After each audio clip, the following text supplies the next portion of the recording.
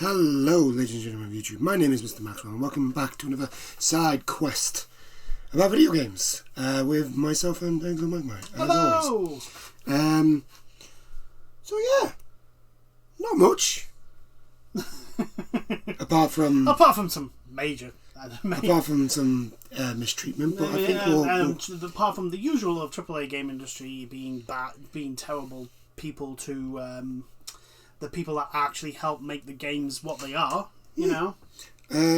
But first, what we'll talk about the crypto game, Untamed Isles. This was going to be a big NFT game, I believe. Yes. Yeah, it's crashed and burned due to there not being any money left.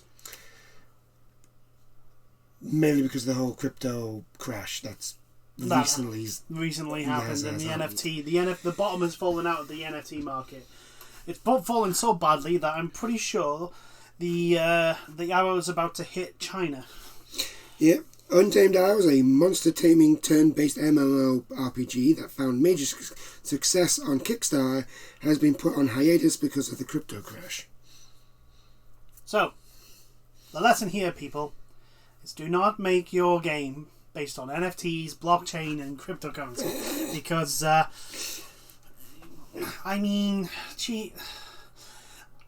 words "I told you so" from so many people, it just doesn't seem adequate enough. Does it? No. Like, the very fact that the moment anyone mentioned NFTs in a gaming sphere, no one who wasn't already part of the gaming industry or part of the, no one who was part of the actual gaming fan base wanted this. No one wanted NFTs. No one cared about NFTs. No one, because one, we don't want what the AAA game industry wanted, which was basically their games to become a second fucking job. No, that's not why we play games. We play it for escapism. Yeah, pretty much. We play it for, to be Kratos and do all the awesome shit that he can do. And the less angrier stuff now. Yeah. To do the less angrier stuff as Kratos now. Or to play Elden Ring and fight giant bosses. Yeah. Slay dragons and all that sort of stuff. That's why we play video games. But this is play to earn. That's what it is. That's called a job. Yeah, that's called a job. And not a very good one. I already have a job. I'm not happy at my job. No. Go away. I do not want my hobby to become my second job. Thank you very much. It boasted a play-to-earn model in partnership with Direwolf, which would enable most of the items and all of the monsters in the game to be tokenized and bought, sold, or traded in various marketplaces or the in-game auction house. Unfortunately, the commitment to crypto is where it all went wrong. Yes, it did. Shockingly. They've been working on the project for 2 years. They had 70 staff members. And yeah, they've run out of funding. I mean, how to alienate the 99.9% of your player base? Add NFTs. Well, it wasn't just that. I know. For these guys, it was the Nomad heist that happened. The reaction to blockchain hasn't been great, and cryptocurrency is not in a great place, shall we say? No, it's not brilliant. So it's a lot of things that have kind of like just hit this company all at the same time. Yeah. I mean, what can you do? I mean, the problem is that at the moment, right, cryptocurrency is literally the wild fucking west of markets. There is no regulation. There is no... So, shit like this will happen. Like, the currency will... Like, any of the cryptocurrency, whether it be Bitcoin, Doge, or whatever the fucking else they come up with, because there's no actual physical value behind the currency, yeah, you can get it to go fucking sky high, but then it can just absolutely fucking fall off a fucking cliff and keep going. Like, it is literally the stock market before the Wall Street crash without any regulation at all. Like, even with the Wall Street crash, there was some regulation. It wasn't great regulation, hence the crash, but still. There was at least something there. There was something backing it up. And the cryptocurrency markets at the moment, there is no regulation whatsoever. Yes, I know that's one of the supposed selling points, but this is people's livelihoods. Yeah. Like, there are substantial consequences to a currency falling off a cliff, as us in the UK found out recently with our previous Prime Minister. Yeah. Like, you just can't... You can't play God, despite the fact that there's certain people, like Elon Musk, think they can play God with a currency, and whatever else they fucking want. You can't do it with people. Like, and until there is actual regulation stopping the scams and the pyramid schemes and all the other things that is associated with NFTs, cryptocurrency, and blockchain, until there's actual regulation backing it up and stopping it from being abused, this is just going to keep happening. Oh yeah. So it's more of a turn. The fact that it's unregulated is actually more of a turn off to people who actually have money than it is for, because it's just. Have you seen some of the fucking people that go on about it? Like, they literally sound the stereotypical friggin' get rich quick schemes that you used to hear on TV advertising TV and all that. Like the whole fucking some of the YouTube adverts that you get now with this person invented this thing and X companies are all in aghast at it. They're furious and they're trying to block it. The same format, no matter what product it is the same fucking format. I think it's gone from a telescope to I can't remember what the other thing I saw it was, but now the latest one is the fucking 5 amp fucking electric heater. Oh. Alright. Like this tiny ass fucking thing, and they're saying, yeah, it's going to work like your actual boiler heating system. Really? No, it's not. Do you want to know why? Because it's a 5 fucking amp heater. It will work it will work off the power supply of 5 amps.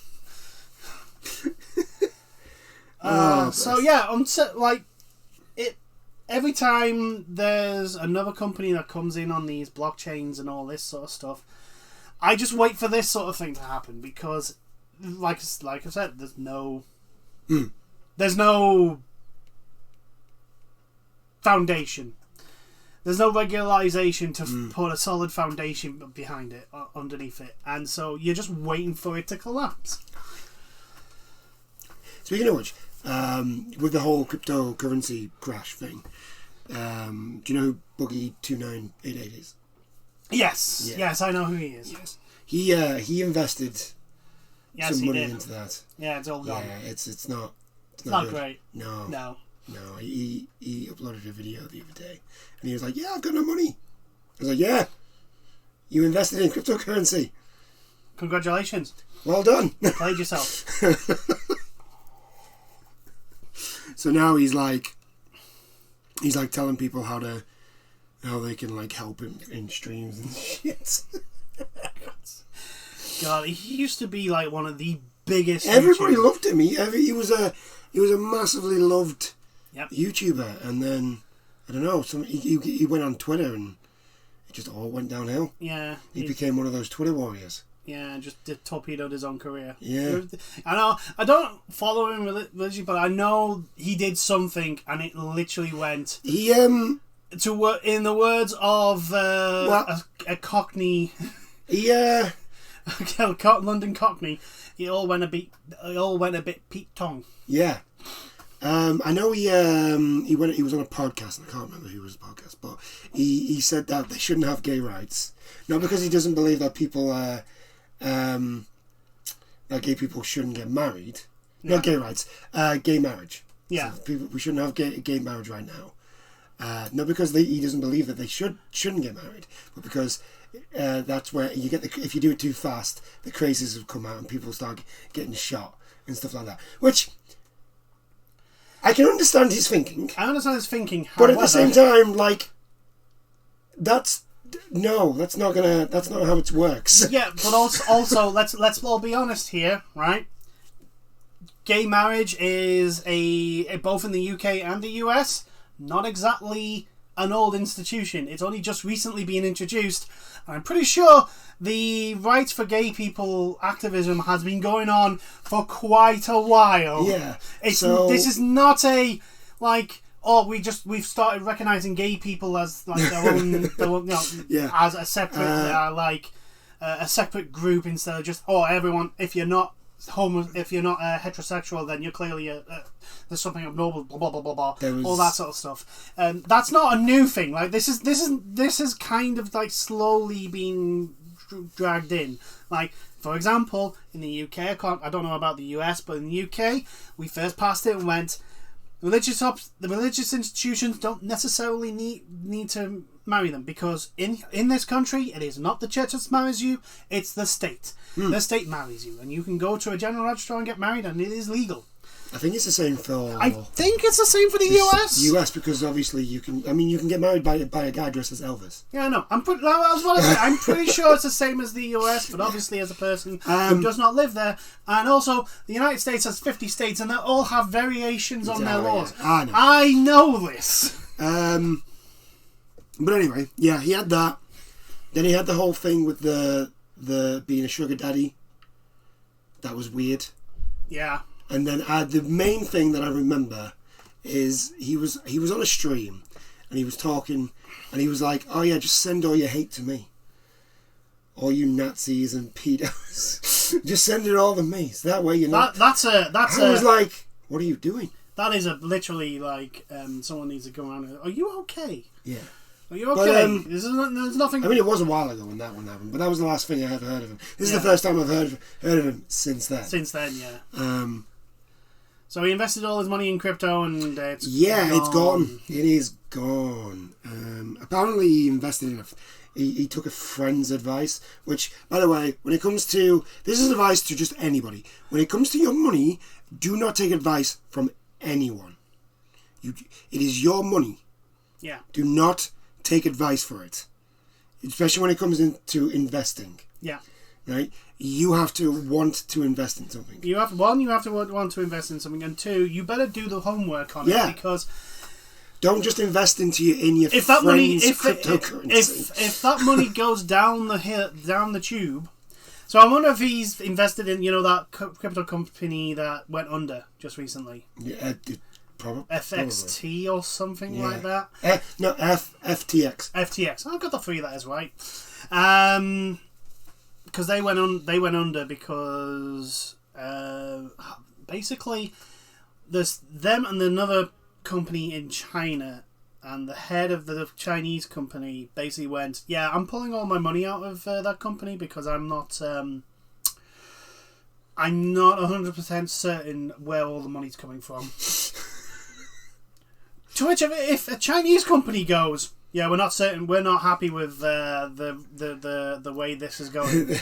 We don't trust this company. Yeah. We don't trust this company." That's a giant. That's not a red flag. That's a giant red ass banner the size of the Eiffel Tower. Literally going, abort. Get out while you can. Yeah, we've got people losing their money now. Yeah. Because of this. Yep. Which means actually regulation will actually come in, because let's all be honest, the moment rich people start losing their money is when things can happen. I'd like to think that it would, but at least in this country, it probably wouldn't. At the moment, our government is too At the moment in this country, our government is too busy bitch fighting amongst themselves. Yeah. And I don't mean the opposition and the current government. I'm just on about the current government infighting. We have a robot for a prime minister. Yeah. Yeah.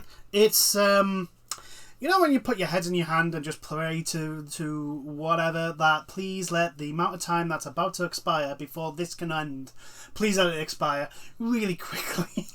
Just get it over with. Can it end? Please end it. Just end it all. The Tories are in the phase of someone really just needs to take old Yellow out back round the back and put an end to its misery.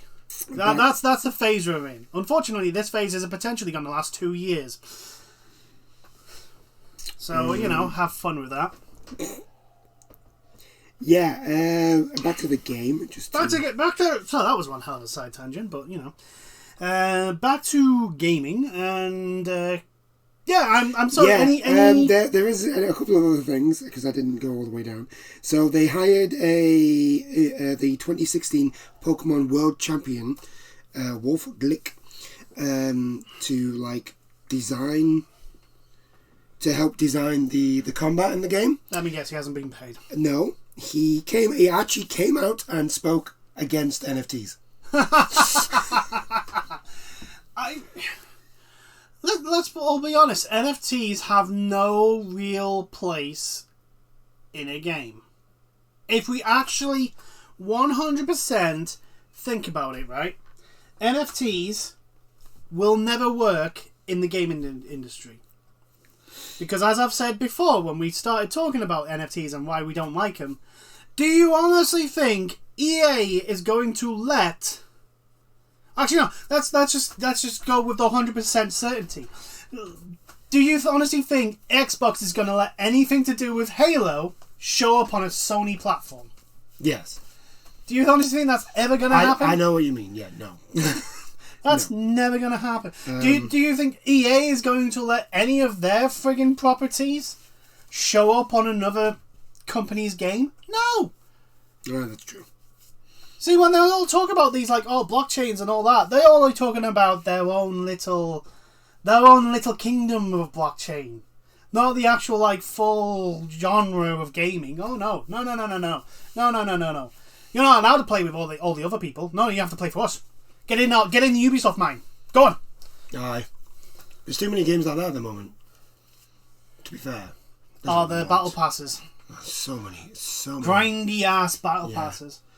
But anyway, moving on from that lovely fun discussion about NFTs about and an NFT game that sucks. That literally crashed. Also, that game it was on Steam. Yeah, they're not refunding. And but you know how basically Valve said that you couldn't have NFTs, cryptocurrency or anything like that. Yeah.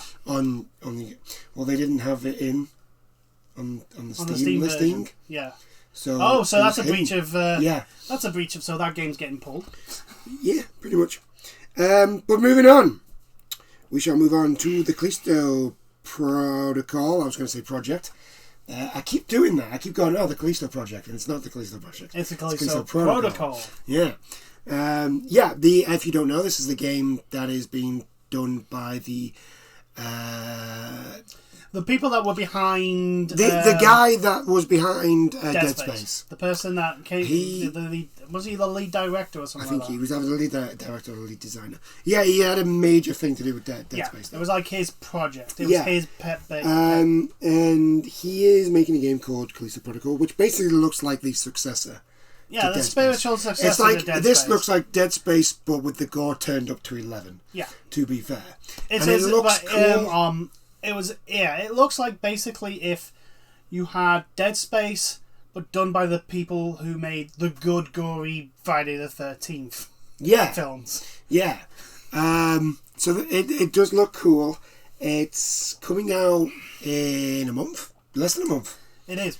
3 weeks, I think. It is definitely not a game for... it is a game for me. It's not a game for the squeamish. No. It doesn't. If you are squeamish, have a sensitive temperament, this is not the game for you. No, do not play this game. This game will give you nightmare fuel. You will suffer horrific death. So much so that it has been cancelled in Japan. Due to censorship. Yes. Basically, the director has this is a game which has Resident Evil. The developers have come out and said that they cannot release it in Japan due to the fact that if they were to censor it, they would have to cut things in the game, and they don't want to do that. So, which is fine. That's their decision. It makes a change. Yeah, it does make a change. It makes a change, because like we were talking last week, Parasite Eve. Yeah. Parasite Eve got banned in the UK. But this looks like it's going to come out. It also means a almost pretty much guaranteed Australian ban as well. Australia's probably going to ban this now. Australia's going to get their gigantic game ban hammer and just go, nope, denied. Although this would be weird if Japan bans a game and Australia doesn't. Yes, that would be really, really weird. But yeah, he's put out a statement. So here we go. We have decided to discontinue the Japanese version of the Callisto Protocol, the game's official social media account stated on Wednesday. We have determined that the game cannot pass the CERO rating in its current state, and that changing the content will not provide the experience that players expect. We would appreciate your understanding in Japan. So it'd be interesting what the response is. Not from the Japanese authorities, since we already know that. It's like, no, it doesn't fit this criteria, it gets banned. But like anyone that was looking forward to it, because obviously, like, I'm pretty sure Dead Space has at least a hardcore fan base. Yeah. So basically, because when we first started, I did tell you that like Japan is having is being a bit notorious for their censorship. In the games. Games censored for nudity and violence in Japan include The Last of Us, Cyberpunk, Uncharted 1, Witcher 3, Grand Theft Auto 5, and quite a few others. Needless to say, censorship also affects homemade games, Resident Evil, compared to the Western release. So it's actually more sanitized. Yeah, in Japan than it is over here, the Resident Evil games. Jesus. Yeah. Actually, if I remember correctly, Resident Evil Village, the Japanese version, he doesn't lose his fingers. Yeah. The reason for that is it's apparently a Yakuza thing in Japan. If you take off you can chop off your finger. Yeah, you chop off your middle finger. Yeah, it's a religion. Well, not religion. It's a symbol of being part of the Yakuza, apparently. So, well, if I remember correctly, now this might be this is off the Yakuza games, so it might not be. I'm pretty sure it's a punishment. So if you do something wrong and you're a lower level, to show that you're still loyal and you're not being a dick, you've just kind of just fucked up this once. You give up your... You cut your... Jesus. I think it's your ring finger. Yeah. I don't think it's the ring finger. I think it's it might be the middle finger. Yeah. Oof. But there could be reasons. There's a reason why a lot of stuff happens that is banned in Japan, and in the 1990s, Japan was a lot softer on their games. Yeah, when it came and to then a lot of things. now they've gotten a little but recently more... they have become a lot stricter with the... which unfortunately happens because like I say, Parasite Eve, if it was released today, probably no one of the authority positions would actually bat an eyelid in it. But when it got released in the 90s, there was a massive hoo-ha about it. Oh yeah, little old past me was very disappointed. I was like, but no, this looks amazing. What are you talking about? What do you mean? No, it has nudity and blood. It is also important to understand that sometimes Japanese games get two releases, one cut and one gory version. So there's how over here we do like a dual release where you can buy of movies where you can buy a director's cut, a normal version, and sometimes you'll get the uncensored director's cut version. Yeah. Now usually the director's cut comes out months, if not years, if not a year later. But Japan kind of do the same, but with games. There may be a so it may get released in Japan. Maybe get a gory version, which is actually, I suppose that's a good middle ground per se.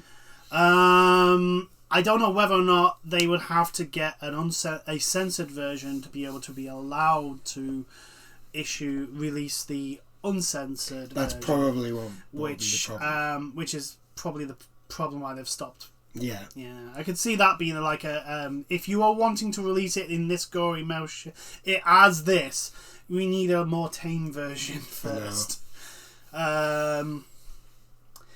It just means, I mean, it's getting released on Steam, isn't it? I think so.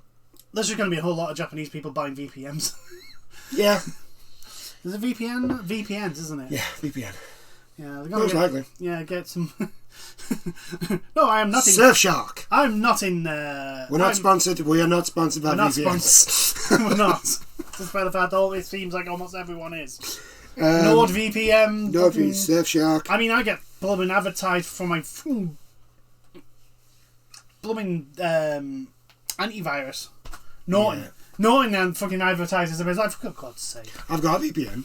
My Norton has got VPN. Yeah, no, they want me to pay more for it. Yeah. And I'm like, no.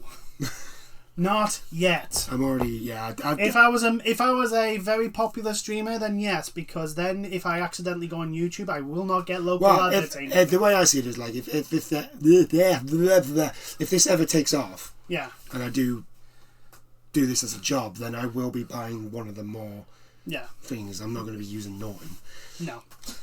I'll use Norton as my firewall and all that sort of stuff, but yeah, get an actual dedicated dedicated VPN. Anyway, we digress. Well, back to the Callisto Protocol. It looks amazing.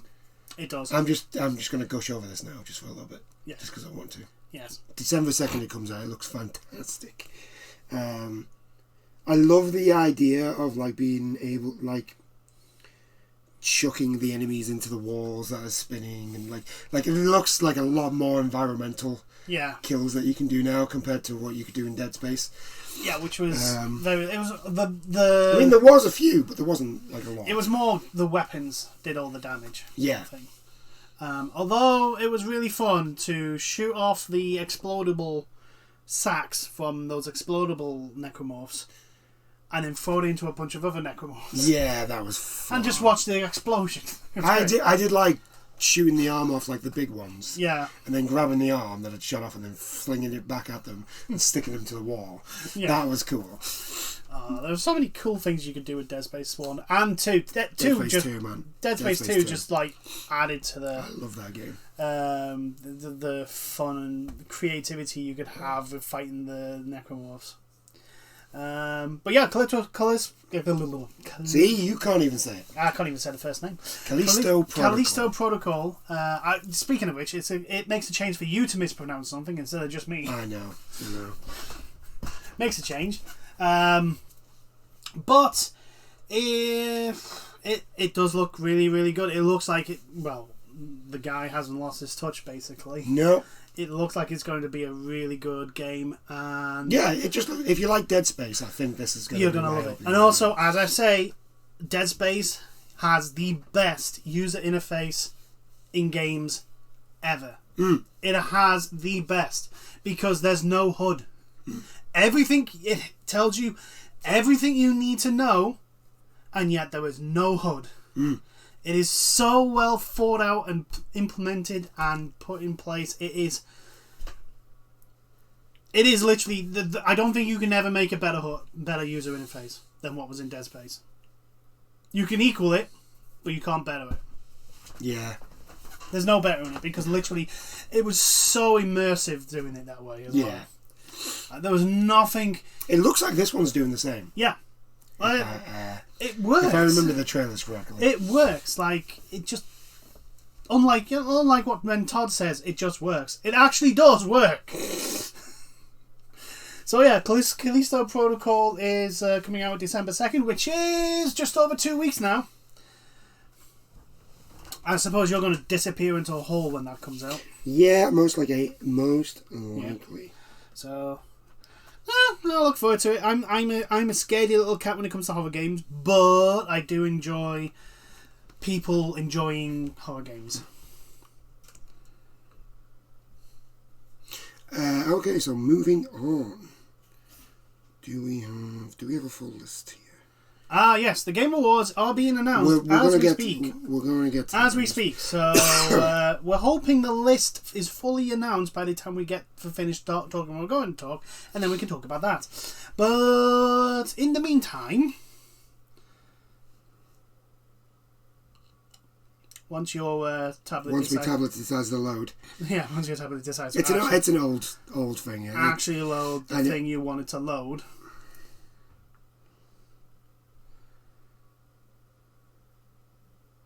Oh god, yeah, of course. It doesn't help that the Game Awards decides to let's have an animated backdrop and all these extra features on it. Let's just have the most ridiculous loading things ever on this thing. I don't want to watch the announcement. I just want to read. Don't be silly. Why would you? Why would anyone want to read? We'll the announcements. We'll come back to that. Okay, so yes, do you like Doom? Yes, I like Doom. Yes. Did you like Doom 2016? Yes. Did you like Doom Eternal? Yes, I did. I just wasn't very good at it. Yeah, I liked it. It got a bit more complicated for my liking, which is fine. You know, it doesn't make it a worse game than Doom 2016 or better than Doom 2016. I prefer the more bare bones. Yeah, I do prefer 2016. Doom 2016. I think there's too much like jumping around. Yeah. Although watching people play that game is awesome. Who are absolutely amazing at the game is ridiculously fun to watch. It's awesome. It's literally like, oh my god, this is literally God mode. But anyway. Mick Gordon, he has claimed that id Software's director falsely blamed him for the game's failed soundtrack. He also came out with he came out with a tweet and basically explained the whole, from his side of the story, the whole situation regarding why the music. So, quick backstory. Doom Eternal comes out, and despite everyone loving it, there were a few people that picked up on the fact that, hey, the sound isn't as crisp as Doom 2016. There seems to be something off. And some people went digging and basically went, okay, so from what we can see, this sort of stuff's happened, which makes the sound sound a little bit off. To which Mick Gordon then came out and went, yeah, I'm really sorry, but basically it's like... there was stuff that he did and stuff that they did, and it wasn't working together. And then it went radio silent. And then id came out and basically poo-pooed on what Mick Gordon had said. And then we had radio silence. Literally nothing else developed from it. So we basically the community went, okay, so something's gone down between Mick Gordon and people at id Software. And they're basically like parting ways, sort of thing. Which for fans of Doom 2016 and Doom Eternal is a very gutting experience, because that music made that game.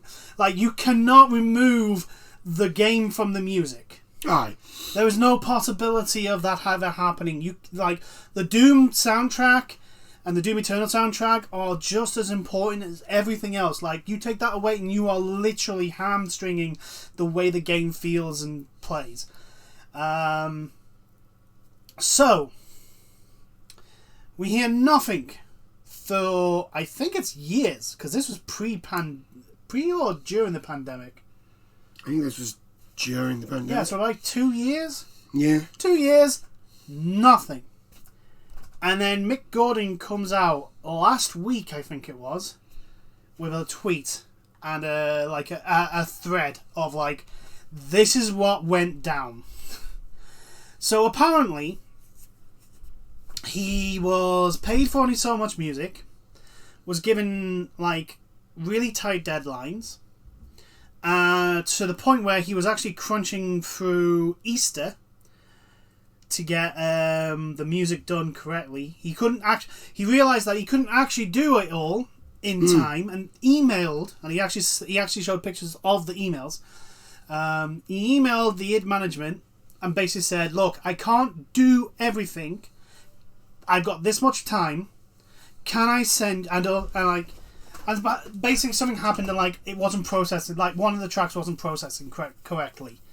So he couldn't actually like ship it to them because it wasn't processed. Yeah. As a person, as people who edit video, while not to the same level as Mick Gordon can do music, we kind of understand that every now and then a video or piece of music that you've made will just, for whatever reason, not process. And then you have to go all the way back to square one with the raw video and then hopefully make it process correctly. So for someone like Mick Gordon, who's such an attention to detail, and that must be hard. One, that must be absolutely gutting, and two, he apparently knew that he wasn't going to be able to do it in time. So he basically said, "Look, I've only got this much stuff. Can I throw it to you guys, see what you say, and try and work on this last thing?" He crunches through Easter, doesn't see friends or family. And then gets basically half the stuff that he does, he gets paid for. Yeah. Then the game releases. I mean, first things first, crunch shouldn't be encouraged or allowed or anything. That's bad management. But then the game releases, and apparently all the music he did is in the game. So he's only being paid for half of the music that they used. Jesus so then this is a very long statement. Oh, it is. It's fucking huge because he goes through all the different stages of all his communications, all the different things, all the different changes, and the management coming back going, no, we don't want that. No, we need this changing and all that shit. Last minute bullshit management things. And he basically says he's coming out now because they offered him $1 million. I may be quoting the amount of money wrong. They offered him a six-figure sum. A six-figure sum. To so keep that's quiet about it. That is less than $1 million, but more than 99,000. Yeah. A six-figure sum, which is not a lot of money. And he basically said, "No, my reputation is more important to me than keeping stum about this." And it's just the fan base are yeah, we kind of thought something was up because of the fact that one, there wasn't a soundtrack released. Oh no, there was, but then they pulled it. Apparently, there was something up on some of the streaming services for about a week, something like that, and then they got pulled. So they had an idea that something was up, but they didn't know what. And obviously they knew it was something to do with Mick Gordon, and from what was being said, the director of id. So and then Mick drops this bombshell. I mean, granted, it's not the biggest bombshell in the world because people had kind of theories and that, but still, it's pretty big. And the fan base just went, well, why can't we have nice things? Because it's Mick Gordon is as a person who has listened to at least 3 of the games he's worked on, and probably others that I haven't realised he's worked on. But Doom Eternal, Doom 2016, and Killer Instinct. Killer Instinct's soundtrack, by the way, is fucking phenomenal. It was a case of there's been no issues. No one's had any issues with Mick Gordon before now. So what's the difference? What's happened? And so this makes kind of more sense. Now, granted, I've not heard id's response to this. Although I'm not expecting one. No, since apparently they tried to pay him hush money. Yeah. So, yeah. And he's apparently sent pictures of the actual... Yeah. The actual offer. So it's kind of this is their proof. Yeah, they actually did this. They actually so it's not just Mick saying it, he's backed it up with a lot of evidence. And I'm just I mean, on the plus side, Mick Gordon's reputation seems to be okay. Which is good, because it means he can work hopefully he can still work in the industry.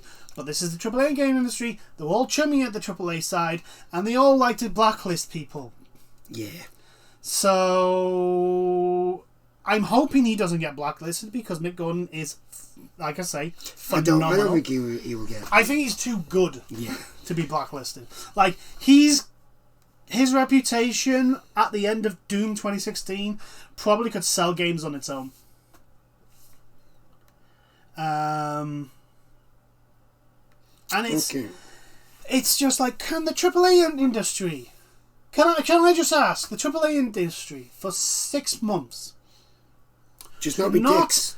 Be dicks. Please, it would be very nice. Stop having a who is the worst of each other competition. Well, Bethesda, you work technically. Well, you work for Microsoft now, so Microsoft, get backhand in Todd. Yeah. Mm. He needs to do some shit. He needs to work on that shit. The hell's this? Yeah. The crunch. Apparently, the crunch was really bad. Well, like I said, Mick Gordon. I think this is the thing. Mick Gordon's the lead musician on the project. He's not like he's not the person crunching the friggin' ones and zeros to make sure the game runs as silky smooth as they do. Because like we say, it are magicians when it comes to getting a game to run on as many systems as possible, as well as it does. I'm just kind of worried that what levels of crunch was now put on that stuff to get it to that level. Yeah. And again, like, don't look, if you just come out and say, look, we just don't have enough time to release the game in this state. See, that's the thing. It's a money thing. Oh, I know it's a money thing. The longer it takes, the more money is money. And yeah, that annoys the people. Dude, I know, but this is the thing. Like, one, you need people in the boardroom and in the management structure to literally recognise stuff like Doom Eternal was a license to print money. It didn't matter if it came out this year, the year after, it didn't matter when Doom Eternal was going to come out. It was going to just print money.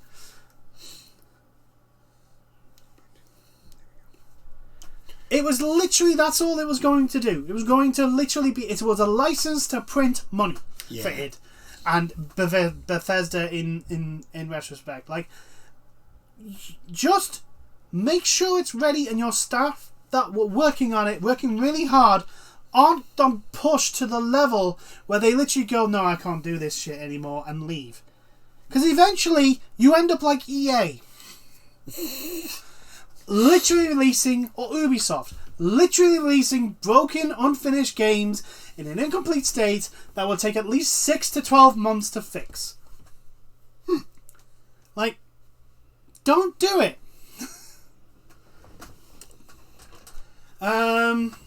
So I think Mick Gordon, because he's Mick Gordon. Yeah. I think he's going to be okay. No, I'm saying I'm in glad. In his statement, he does mention that like Bethesda didn't pay him for like 11 months. Yeah, I know. And stuff like that. So it's hopefully, I'm hoping that pay your pay your artists, pay your designers, your. I mean, it sucks for people, developers, because most of the people who do music for games, they're not part of the industry, the company. Yeah, they're usually contractors. Yeah. So like they need that money. Like you can't just not pay them. Like, I mean, fuck it. If Konami can fucking keep up to date on paying their contractors, like it's fucking Konami. Yeah, if Konami can do it, like there's no excuses. But again, it's the state of the frigging industry at the moment, especially in the AAA sector, where it's literally like I can understand indie developers literally going, look, we haven't got the money to pay you right now, but if the game does well, we'll give you your money. So like they basically, they could put them on contracts like you get so much of the proceeds, sort of thing. I can understand the indie developer, but like if you're a AAA game industry or part of that industry, like Bethesda is a multi-billion-dollar company. Microsoft is a thing with indie developers. A lot of them because a lot of the contractors for indie developers, they just do a flat-out fee. Yeah. So it's like you just pay me this, I'll do your soundtrack, and you don't have to. I know, but I'm saying it makes you can understand it if it was an indie developer because there's so little like money available usually. Because they're literally like day by day they've got to try and somehow keep the thing running. Because I know Toby Fox does stuff like that. Like, he'll just, like, help out. Yeah, You pay him a set fee. Yeah. And he'll do the... Yeah, I don't know how much his set fee is. I will pay this much money for this many tracks. Yeah. And then basically, like, give him, I don't know, maybe like a little, like, what he wants the tone of each song to be, sort of thing, maybe. Yeah. But like I said, I think there's no excuse for the AAA game industry to not pay the people that are working on its games. You're a multi-billion-dollar industry. Yeah. It doesn't matter which member of that industry you are making billions of fucking dollars. You can afford to pay your contractors and your staff. I mean, Activision doesn't even pay their staff enough to actually buy dinner. Yeah, exactly. So, from their own canteen. That's my point. It's like, you're a multi-billion fucking dollar company. You can afford to pay your staff enough so that they can actually feed themselves. Well. Hopefully what this means is we'll actually hear Mick Gordon on other things than Bethesda games. Hopefully. Because that's good. I like Mick Gordon's music. Mick Gordon is amazing.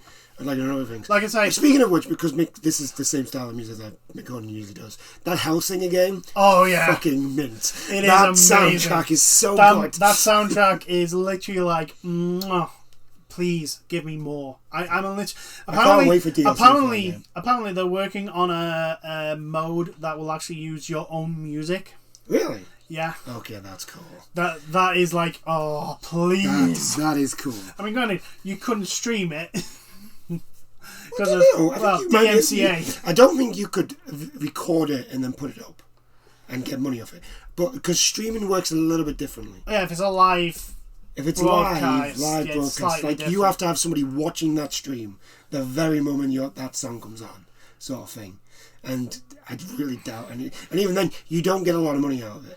Yeah, I know, but sometimes it's not worth the risk, though. Yeah, I know. I mean, hell, the I know the on lead, YouTube, the lead streaming singer, on YouTube is different. Yeah, the lead singer of Dragon Force got DMCA'd on his own song. Like, that's the fucked up situation the current DMCA is. And the reason why it's so fucked up is because the social media platforms do not want to put any effort into it. So, guess what I have now? You have the list. I have a list. We have a list of the nominations for the Game Awards, so you know what? We're going to go through it. We're going to be current. We're going to be super current. I know. And we're going to go through it. Yeah. Anyway, so we're going to start with... I'm starting at the bottom and then working my way up. Yeah, because probably at the top is the Game of the Year. Okay, so at the bottom... Also known as the Elden Ring Award. At the bottom, we have the Best Adaptation. So this is any adaptations of games. So this is like movies, TV shows, comics, all that sort of stuff. Okay, that's a new category. That is a new category. So this one's quite... I mean, there's 3 in here that aren't going to win anything. But the other 2, this is going to be a good fight. And I think... I know which one's going to win. I think I know which one's going to win. I don't even know the list. Uncharted. No. Sonic the Hedgehog 2. Cuphead. Ooh. Cyberpunk. Or Arcane. See, it's between Cyberpunk and Arcane. Yeah. Because they're both incredibly good. I think Cyberpunk's going to get I think Arcane's going to edge it. I think Arcane is just going to edge it. Yeah, Arcane is fucking amazing. Arcane is so good. Arcane is really good, but so's Cyberpunk. That's what I mean. I put them both up there, like top tier. They are easily the two best cartoon/animes that's come out this year. I would say they're the best. They're the best adaptation of a video game. Oh, easily. That we've ever had. They are easily the best game adaptations we have ever had. And the thing is, here's the thing. I know Cyberpunk Edge Runners could be class. I think the thing that could put Arcane above is because Arcane is an actual story of the characters in that game, while Cyberpunk Edge Runners isn't really. Yeah. It's set in the same... it's set in the same world. Have you heard about Cyberpunk Edge Runners? Yes. It's getting a tabletop game and a board game. Yes. Which is pretty cool. I'm like, yes, this is awesome. This is great. I just think Arcane's going to win it because just remember, I think it's a better story, and I think the animation just edges out. Because with Arcane, there's nothing else that looks like Arcane is definitely unique, and it is smooth. Whereas Cyberpunk is like, if you watch Studio Trigger, you know a Studio Trigger animation. Cyberpunk Edge Runners is definitely Studio Trigger. Like, you cannot mistake it for any other studio. It is 100% Studio Trigger. I think Arcane's going to edge it, but it is between Cyberpunk. I would not be displeased with either one of those two. Yeah. If fucking Uncharted gets it, I'll be fucking finding my way to that bloody place and fucking punching you know who. Uncharted. No, Uncharted's not winning it. It's not. Anyway, so the next one after that is the most anticipated game, or what used to be known as the Elden Ring Award. The Elden Ring Award. We know what the Elden Ring Award is this year. So this is Final Fantasy 16, Hogwarts Legacy, Resident Evil 4, Starfield, and The Legend of Zelda: Tears of the King. Oh, that's actually not a bad fight between all of them. Yeah, well, apart from Starfield. I'm sorry, after that game trailer, my hype for Starfield just went straight out the window. Here's the thing. The premise of Starfield is great. The problem is that it's Bethesda. And it's the creation engine. It's not even that. It's No Man's Sky. It's just No Man's Sky. Yeah.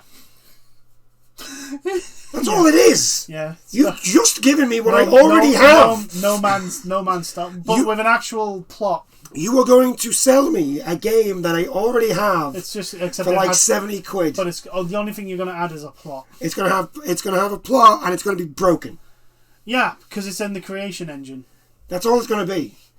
And they've oversold it again because it's like the thing. thousands of. I'm pretty planets. sure they've not announced if they're ditching the creation engine for the stuff like. I think it is Elder Scrolls 6. They haven't. Exactly, and I'm like. Because you got to think those games are in development now. I know, but the thing is, here's the thing. We all know Elder Scrolls is literally just a bunch of ones and zeros. Yeah. They have that one bit of scenery, and that's it. But no, Starfield's not going to win most. I think it's between The Legend of Zelda. Yes. And Final Fantasy 16. There's a lot of hype around. Yeah, Final Fantasy 16, Yoshi, because it's directed by Yoshi P. Yeah.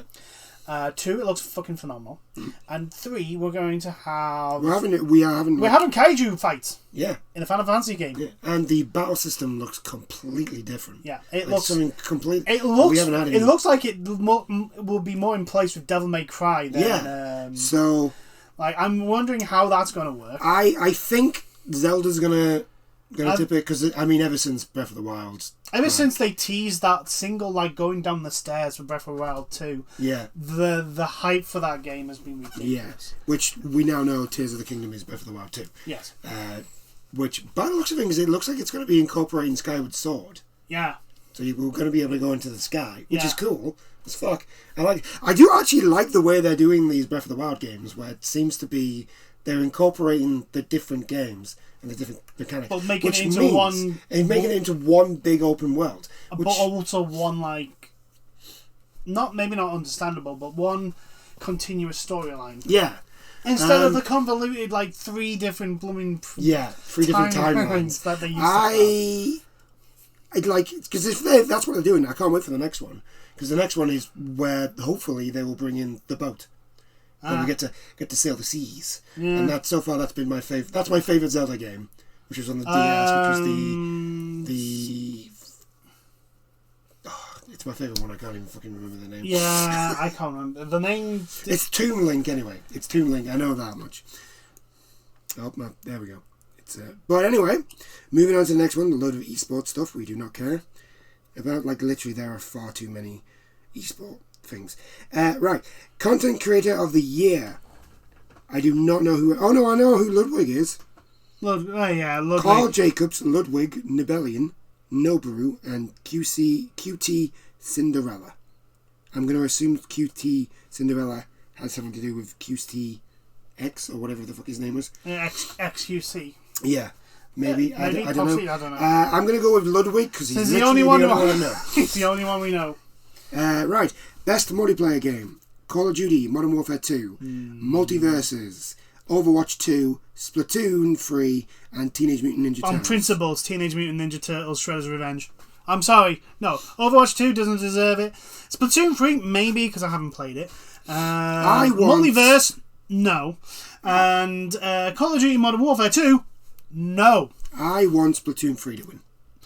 Splatoon 3 or Teenage Mutant Ninja Turtles, Shredder's Revenge. Those two are the only ones I'm accepting, because Overwatch 2, no. You are not giving Overwatch 2 that fucking award. I do think Overwatch 2 Overwatch 2 is going to get it, but no, you do not give Overwatch 2 that award. It is not... It's not a fucking sequel! Best sim or strategy game. This is Dune Spice Wars, Mario & Rabbids Sparks of Hope, Total War Warhammer 3, 2 Point Campus, or Victoria 3. Ooh, I'm probably going to say it's a toss-up between 2 Point Campus and Total War Warhammer 3. I think Total War Warhammer 3. Yeah. But I do think, actually... Because the Grand Campaign's just been released. Yeah, it's massive. Like, it's literally almost the entire fucking old world. Which is... I don't care what anyone says, it's much better than the Age of Sigmar. Miles better. Shall we do the best sports game, or do we care? Let's go through the list and then just basically go. Right. So F1 22, probably FIFA 23, which shouldn't be in there. I'm sorry, it's literally just been released. NBA 2K23, no. Gran Turismo 7 or Ollie Ollie World. Between I want Ollie Ollie World to win. Yeah, Ollie Ollie World. Best. After that, we've got the best family game, also known as the Nintendo Award. Nintendo Award. So we have, which we actually only have one that isn't a Nintendo game. So we have Kirby and the Forgotten Land, Lego Star Wars: The Skywalker Saga, Mario & Rabbids Sparks of Hope, Nintendo Switch Sports, and Splatoon 3. Kirby and the Forgotten Land. Bring it on! Bring it home, Kirby! Come on! Kirby and the Forgotten. I'm sorry, no. Have you not seen people play that game? They literally just stop and go, "Oh, look how cute he is! Yeah. He's adorable! He's adorable. The fact that he gets little hats. Yes. It's just amazing. And then when he does swallow mode. Yeah. He's this fucking car. Yeah, he turns into a car, a cone, a fan, a vending machine. A vending machine. It's just ridiculous. It's but cute and adorable. Right, best fighting game. Ooh. DNF Duel. No. JoJo's Bizarre Adventure All-Star Battle R. No. I don't know. King of Fighters 15. Possibly. Multiverses. No. And this is the one I want to win it. Sifu. So I think it's between DNF Duel, King of Fighters, and Sifu. They're the three. And I actually think it's just between King of Fighters and Sifu. I think Sifu deserves it, but I think King of Fighters might edge it. Best RPG game. Well, we know Elden Ring, winner. Live Alive. Pokemon Legends of Arceus, Triangle Strategy, and Xenoblade Chronicles 3. So, some good ones there. But unfortunately, they're up against Elden Ring. They're up against Elden Ring. It's no. Best Action Adventure Game. Plague Tale Requiem, really good game. God of War Ragnarok winning. Is going to win it. Horizon Forbidden West, Stray, and Tunic. I kind of want Tunic to do well. I want Tunic to do well as well, but no, Ragnarok's getting it. Also, after the friggin' jealous tweeting bullshit some of the developers from Horizon Forbidden West about Elden Ring, I'm like, no, you guys don't deserve anything. Yeah, you do not. Like, one, your game is not in competition with Elden Ring. Two, if you feel like... Well, I mean, technically it was, because it came out at the same time. Yeah, but, right, here's the thing, right? Elden Ring's selling point for the Souls game is that it's the unique thing, it's an open world. Yeah. And everyone hits like a truck. Yeah. Right? That's the like I say, every Souls game genre has something to you separated from the other from software games. Like I said, Demon's Souls was its first foray. So there was a lot of stuff that they were just testing out and it didn't work and it was clunky as hell. Dark Souls is a lot more methodical, and it's the whole thing of learn the enemy attacks and either wait for your opening or count or parry if you get the parry down. Sekiro is literally parry. Learn to parry. Learn to parry. If you do not learn to parry, you're not going to get far. Bloodborne is just full on 100% aggressive aggro. Yeah. Like, it does not... If you are tentative in that game, it will just go death. I get what you mean. Yeah. But no one looked at Horizon and goes, oh yeah, that's a Souls-like. Yeah, no, right. Here's the thing. Is like, Elden Ring was so hyped up. Yeah. Right? And the very fact that they thought, oh, I know, let's release Horizon at the same time as Elden Ring. Because they got released at the same time. Yeah. This is the thing. I know, but the thing is, I was like, even so, right? Yeah. Horizon, like, Elden Ring going out against anything would have got its ass. Yes, I know. That's what I'm saying. Would have smashed my point is, why are you complaining about Elden Ring when your game is nothing like Elden Ring? Well, because it sold more. I know, but like... And it got massive critics. You don't complain... Right. You don't complain if you are EA about the FIFA game if you released it against Doom Eternal. Oh, I know that. Like, that is the same apple and oranges you're comparing. Yes. And they had the audacity to go, oh, well, that's not a good HUD. It's not the point of the fucking game. Yes. Do you not understand? Like, the Souls games from Software are literally... The theme that goes through all of them is the theme of discovery. You are literally as aware of the world around you as your protagonist, as the character you've made. That character that comes into in that open area is just as oblivious to that giant dragon just off to the horizon as you are, and will discover it at the exact same time as you do. That's like the underlying theme for all of them. It's like everything is discovered. When you discover it in the game, that is your character discovering it for the first time. Horizon is not that. Oh yeah, I know. Aloy is part of that world and has grown up in that world. She knows things that you don't know as the player, which is why you get dialogue and tutorials to tell you. Oh, I know. But I'm just saying that's the reason why. Oh, I know. I'm just jealous. I know, and that's why they shouldn't get awarded. But again, like, my point still stands. It's like, you don't. Why are you comparing your game, which is an open world adventure, to a Souls game? Yes, it's an open world Souls game, but it's still a Soul. It is predominantly still a Souls game. Yes. That is just happens to be open world. That's the difference. Yours is primarily an open world game. That is set with robotic dinosaurs. Yeah. And Elden Scrolls is a Souls game that just happens to be set in an open world. There's your... Like... No, they were just complaining because they were complaining. They were complaining because they... We were on a massive tangent there for no reason. No. Actually, yes. The point... My backing up my point of why Horizon Zero Forbidden West should not win anything, even though it is a good game. Yeah. Oh well. Moving on. Where were we? Best action adventure game, right? Yeah. Yeah. So best action game now. Weird that they've got two with the word action. What type of game are they?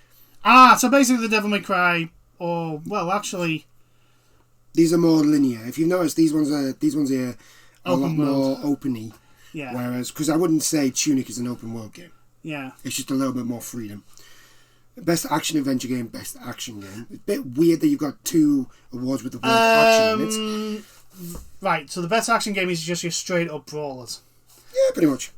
Very linear, straight up brawlers, and no real exploration. While the action adventure has exploration in it. Yeah, but why not just put best open world game or best? Because if it was best open world game, Elden Ring would have to be in, and that would win it. Well, just best adventure game. There you go. That's what it should have been, but haven't. Best action game, we have Bayonetta 3, Call of Duty Modern Warfare 2, Neon White, Sifu, and Teenage Mutant Ninja Turtles. Bayonetta 3 should win it. I think Bayonetta 3 should win it. I mean, like we keep saying with Bayonetta. I am a bit of a fanboy for Bayonetta, though. Yeah, no, but we keep saying, like, Bayonetta 3, where, Bayonetta 1, hair combat, hair demons. Bayonetta 2, full demon control, hairs. Bayonetta 3, kaiju hair. I mean, that should win it. That should win it. Just that. Innovation in accessibility. Well, I like this award. So this goes to As Dusk Falls, God of War Ragnarok, Returnal, Return to Monkey Island, The Last of Us Part 1, and The Quarry. To be fair, any of them could win it. They all do. Yeah, quite they do well. very, very well. I think I've seen God of War's Ragnarok's accessibility stuff, and it is really impressive. I do get the feeling that The Last of Us Part 1 is going to get it, because it's pretty much the same as Last of Us Part 2. Which is like extensively accessible. It's literally like the most accessible game possible. Yeah, so I think The Last of Us Part 1 is probably going to get it. To the point where literally someone who is almost blind can play the game. Pretty much. Which is really impressive. So, I'd probably say Last of Us Part 1 is probably going to get it, but like all of them deserve... Oh yeah, all of them deserve credit because... And this, you know what, this should be like shined upon. Like this should really be focused, like, because... The more accessible you make games, the more people get to experience it. The more you can, the bigger the fan base becomes, which is always a good thing. Best VR AR game. This doesn't really matter to us because we don't have. After the Fall, Among Us VR. Just come out, so no. Bone Lab, Moss Book 2, which I think also has only just come out. I think. And Red Matter 2. I think Bone Lab. But I don't really know any. From what I've seen, because I'm pretty sure Nerdcube played Bone Lab a lot, and from what I've seen, because it's been released, it probably will win because the attention. It's not just like the only other VR game that is close to it that surpasses it in attention to detail is Half-Life Alyx. Oh. And that is just a phenomenal game. Like Boneworks has almost that level of detail. Bone Lab even. Yeah. Boneworks. Am I getting it mixed up with another game? Maybe, possibly, maybe not. I don't know. Probably. I think I'm pretty sure it's Bone Lab. If it's the game I think it is, and because I've been pronouncing it wrong, I'm now doubting myself. Yeah. But still, if it is the game I'm thinking, I think that one will win. But. Best community support. This is Apex Legends, Destiny 2, Final Fantasy 14 Online, Fortnite, and No Man's Sky. I'm going to say toss up between Final Fantasy 14 and No Man's Sky. I'd say Final Fantasy 14 and Destiny 2. But you are a Destiny fanboy. I am a Destiny fanboy. But this, best community support, it doesn't really. It's basically just like how they communicate and deal with the community. I think, I think you might be right with No Man's Sky and Final Fantasy 14. I think Final Fantasy 14 should win it because they do a lot of directors. They are so open. I think there's one a month. They are so open with this is where the game is. This is where we want to go. This is where we're at. This is with that change and what all the new stuff that's coming, etc., etc. So I think 14 may win, but again, No Man's Sky has gone from leaps and bounds from let's all be honest, a absolute mess. A mess to a really, really good game. Yeah, but unfortunately, it will always be known as that mess. It will always be known. But moving on, because I don't want to talk about No Man's Sky. Best mobile game, which doesn't really matter. We don't care. Apex Legends, Diablo Immortal, Genshin Impact, Marvel Snap, and Tower of Fantasy. Diablo Immortal should not win, primarily on its monetization. It's probably going to win. I'm going to go Genshin Impact. I play Genshin Impact. Genshin Impact, no, because Genshin Impact is a gacha. Yes, its monetization is not the best in the world. However, it is miles better than Diablo Immortal. Because you don't have to spend thousands to... This one is good. I just don't want to talk about mobile games. Yeah. I do apologise. We don't care. I don't like mobile games. Best debut indie game. This one is actually really good, this category. So we have Neon White. Yes. Norco. Yes. Stray. Oh my god. Tunic. And Vampire Survivors. Holy... That's really good. Ladies and gentlemen, I would like to introduce you to what, if in football terms, called the Group of Death. I think Vampire Survivors is going to win it. I think so, because Vampire Survivors is £4 or something. Yeah, it's ridiculously cheap for how good it is. I want Stray to win. Stray is amazing. I love Stray. Stray is so good. Even if you're not a cat lover, you will literally love that game. That game is so adorable and yet scary as hell. So yeah, I want Stray to win it. But again, Sifu, any one of them can win. Like Sifu is a really good brawler. Which we're now into. Neon White. Neon White, and that's the rail. Yeah. Like point A to point B with cards shit. Yeah. Best indie game now: Call of the Lamb, Neon White, Sifu, Stray, and Tunic. Okay, so now because best indie game has Tunic, Stray, and Neon White, I don't think Vampire Survivors Narco is going to win. That's very true. I Call of the Lamb. I want Call of the Lamb to win. Call of the Lamb. I'm addicted to Call of the Lamb. Call of the Lamb to win. Put it this way: the last game I saw with that much fun in its gameplay loop was Hades. Yeah. I'm addicted to Call of the Lamb. I love playing that game. Best ongoing game: Apex Legends, Destiny 2, Final Fantasy 14, Fortnite, or Genshin Impact. I'm going to go Genshin Impact.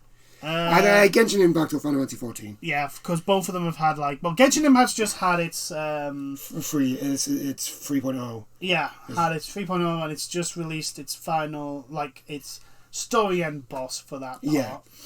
Which is an absolute bullshit fight. Well, Final Fantasy 14 did have Endwalker come out. Yes.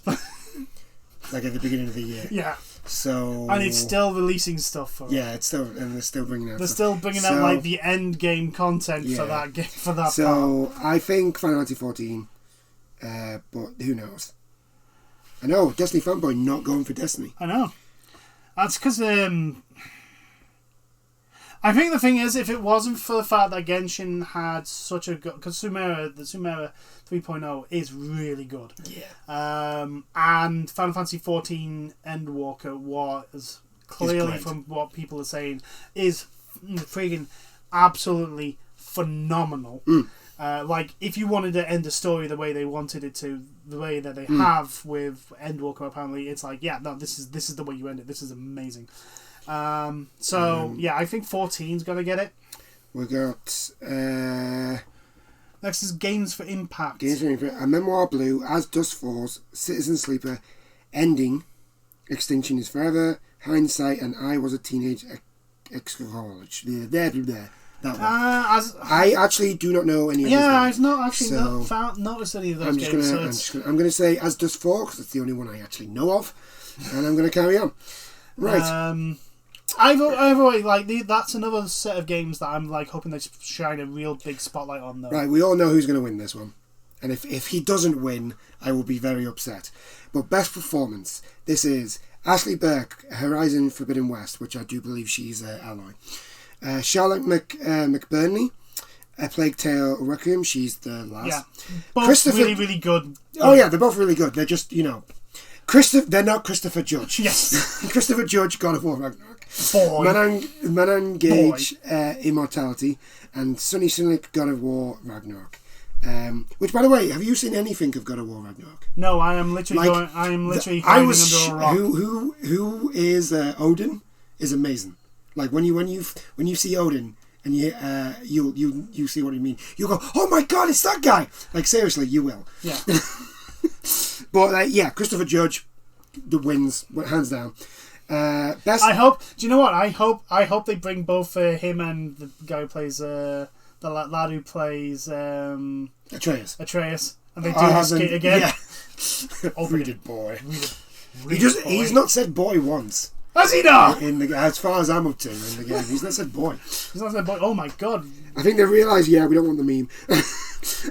Best audio design: Call of Duty Modern Warfare, Elden Ring, God of War Ragnarok, Ghost of Tsushima, what the fuck's wrong with me? Gran Turismo 7 and Horizon Forbidden West. I think Elden Ring. I think if there's any award that Gran Turismo is going to win, it's probably going to be this one. Sound design, yeah, maybe, but let's all let's all be honest here. I'm sorry, but the weapon sounds and all the spell sounds and the atmosphere and everything in Elden Ring is just flipping perfect.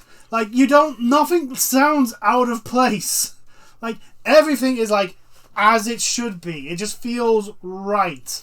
Yeah. From the friggin' sound of the dragon fire to the wails of the monsters to the sound of combat and the different, like, atmospheric little tones that they have and the changes depending on the where you are. You know, if you're in the nice luscious fields of one place and the hell of Caelid.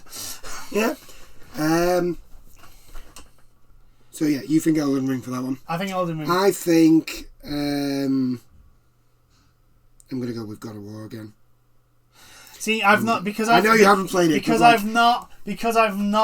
When you I've hit, literally when hit you it under hit a rock. something, when you hit something with that axe, man, I'm telling you, like, it's so good. Best score or music: A Plague Tale, Requiem, Elden Ring, God of War, Metal Hellsinger. Metal Hellsinger. If it wasn't for Metal Hellsinger, I'd probably say Elden Ring. Yeah. Best art direction: Elden Ring, God of War, Horizon, Scorn, or Stray. Elden Ring. You think Elden Ring again? Elden Ring. You think Elden Ring? I think God of War. Elden Ring. You know what? God of War's amazing. I understand God of War is amazing, but Elden Ring, you could stop playing Elden Ring, take a picture, and throw it into a museum, and people wouldn't notice. Yeah, that's true. People will literally go, yes, I wonder what the artist was feeling when he was when he was drawing this. When he was drawing, yes. when he was drawing this. Well, he was probably feeling that giant axe is about to come and hit me. This is going to be painful. Best narrative: A Plague Tale, Requiem, Elden Ring, No. God of War, Horizon Forbidden West, or Immortality. I'm probably going to say God of War. I think it's between... From what people are saying regarding, like, those who have reviewed it, I think God of War is going to get I think it's between God of War and A Plague Tale. Because I really like the story for A Plague Tale. Like, it's very good. I think it doesn't get as much... Yeah, unfortunately, I probably would have said, if God of War wasn't there, I would instantly say A Plague Tale Requiem. But unfortunately, God of War's there. And here's the thing, this is the send-off to a story that has lasted 1, 2, 3, 4, 5, 6, like 7 games. Like a story that has lasted for so long, since the PS2 era. We have followed this person, and this is his send-off. So, like, at least we think it's a send-off. well, at least if we think it's a send-off, I don't know. Like I said, I haven't watched anyone.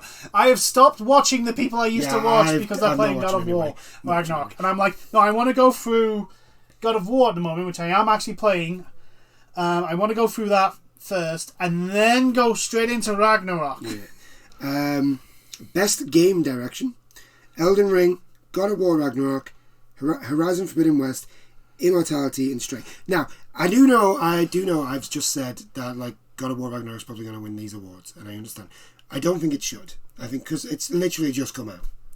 Elden Ring, I think, will win it. I wouldn't begrudge God of War for that one if God of War I think God of War is going to win it, but I don't think it should. I think it should be next year's awards. Possibly.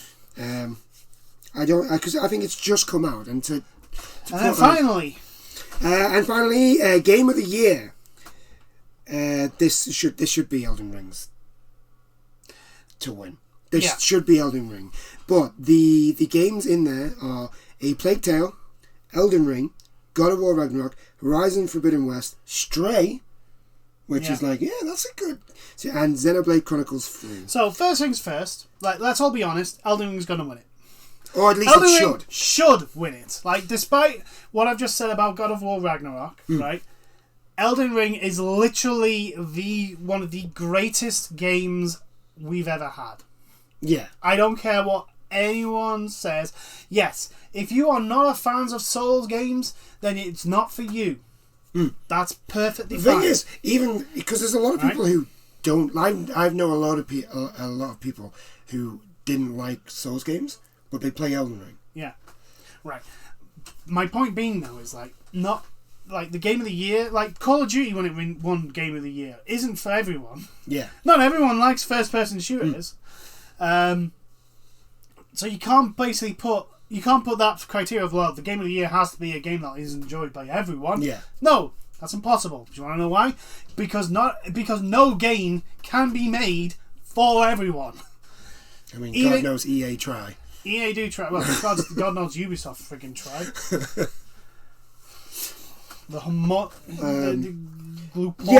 I think Elden Ring is going. Elden Ring. But the other point I would like to point out is Plague Tale Requiem and Stray being part of that list says so much about the studios that made those games, because they are not the biggest studios. No. You know, they're not Sony Santa Monica or FromSoft or whoever it is that Infinity. You know, they're not Infinity Ward, Activision Blizzard. That sort. Yeah. They don't have that level of backing. Yeah. And especially Stray, to be up there with the big boys says a lot about the game and how much they've put into those games. And they deserve to be there. Yes. Even if they're not going to win. Yeah. They deserve to be there. They deserve to be in the mention of it. It's going to be good. I think we've got some good... We've got... when is it? That's a good point. When is the... Because I think also... pretty sure it's like December 2nd. You've got to remember, this is only the nomination, so if it's next... It's usually December, isn't it? Yeah, it's usually in December. It's usually around about my birthday. Yeah. So we've got another, 4 weeks? Yeah. Yeah, it's usually... I think it's like the first week in December. God of War will at least been out a month and a bit by the time the awards come around. Yeah. So... It's not like... I don't know. For me personally, I just think it's just a little bit too early. Yeah. I think it's just come out. And to get a nomination as soon as it comes out, it's like... But, not many people have... It's like it literally just come out. Yeah. Oh, I know. I understand what you're saying. And it is a valid point. December 8th is when it's... So it's it's Thursday? Yeah, it's a Thursday. Yeah, 3 weeks. Three and a bit weeks. So, we will know what we were talking about on the December 13th? On the 12th. We'll be talking about it. 12th, yes. Because the 11th is a Sunday. Yes. And the 12th. I know the 11th is a Sunday. Yes. So the 12th will be the Monday. Oh, yeah. So just 2 weeks before Christmas. Holy moly. But anyway, on that note, I do hope you enjoyed this chat, and we'll catch you in the next ones. Bye now. Toodles.